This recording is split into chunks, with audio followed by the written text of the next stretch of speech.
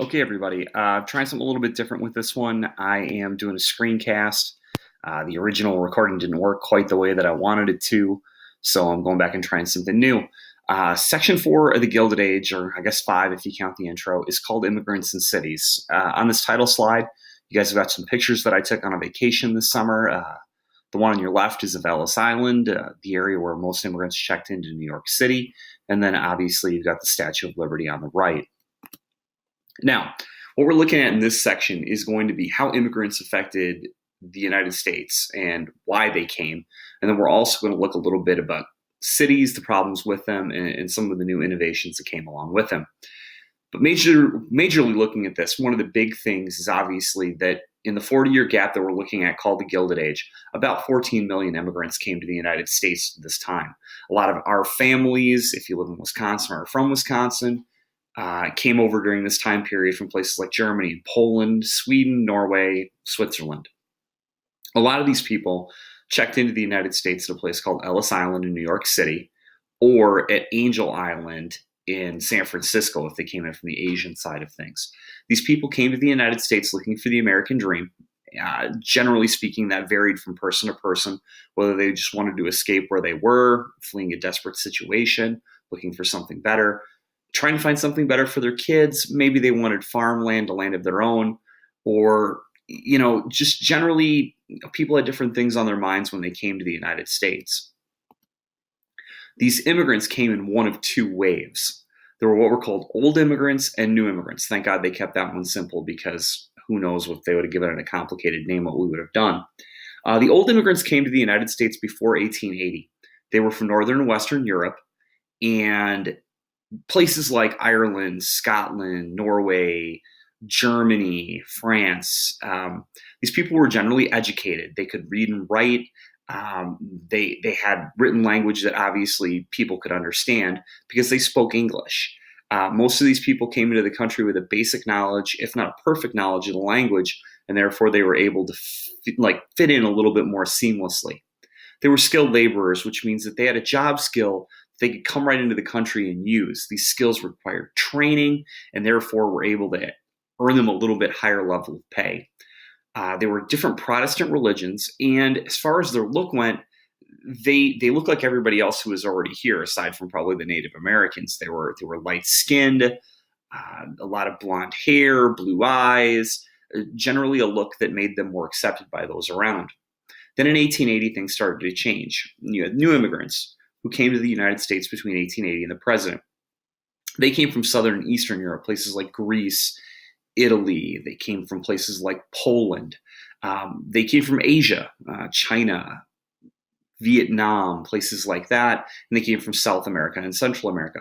These people were considered to be less educated because their skills were not as high. And a major struggle that they faced is they didn't speak English, which made things very difficult for them fitting in right away. They weren't exactly seen as skilled laborers. They didn't have a job skill that they brought to the table that people found to be valuable, so they often worked jobs that were less desirable and made less money. Their religion were different Roman Catholic religions, which caused a lot of difficulty because people back then were extremely religious, and these people were seen as different. And obviously a major problem was they had kind of a different look. Skin colors were different, and so new immigrants stuck out and were often discriminated against. These people went through a great culture shock.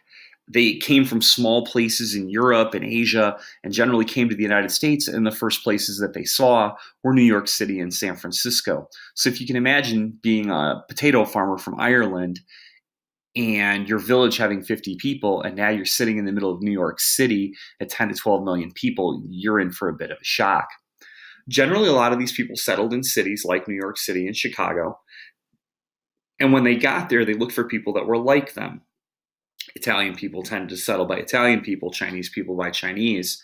And so they ended up in what were called ethnic neighborhoods.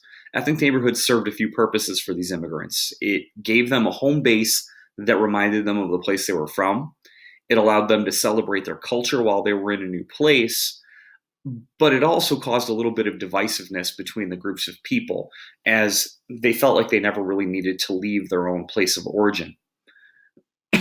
Generally speaking, the old immigrants didn't like the new immigrants when they came because they felt like they were in competition for jobs and they felt as though they were trying to take something away from them. No matter if they were old immigrants or new immigrants, they faced discrimination. Being the new people around and being different, others looked down upon them. They were willing to work for a little bit less money than other people, so they were seen to be in competition. Some groups in particular took the brunt of this. For instance, the Chinese. So many Chinese workers came into California that the Californians pressed the government to exclude them from entry into the United States. So in 1886, the government passed the Chinese Exclusion Act, which banned Chinese people from coming to the United States for 10 years. This went on for far longer than 10 years as the government did not remove the ban. The government also put quotas on how many immigrants could come from certain countries in a year. So for instance, if they said only 1,000 people could come from Italy that year, if when you checked into Ellis Island, you were number 1,001, you were not allowed entry into the United States. Later in this period, the government passed literacy tests where people coming to the United States had to prove that they could read and write at least in certain languages in order to get into the United States. Obviously, because of this, city life changed. The populations exploded.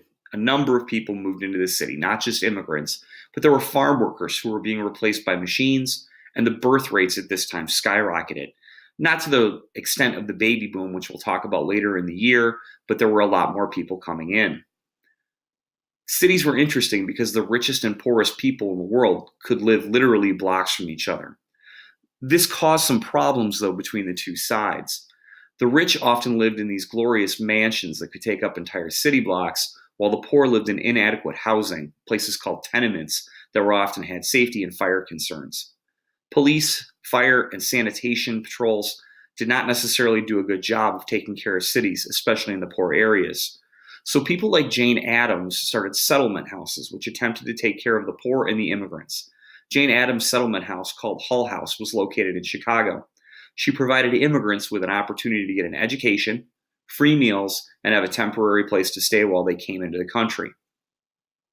The city did, however, give us a number of innovations that we still use today and that have caused us to focus a little bit more on cities.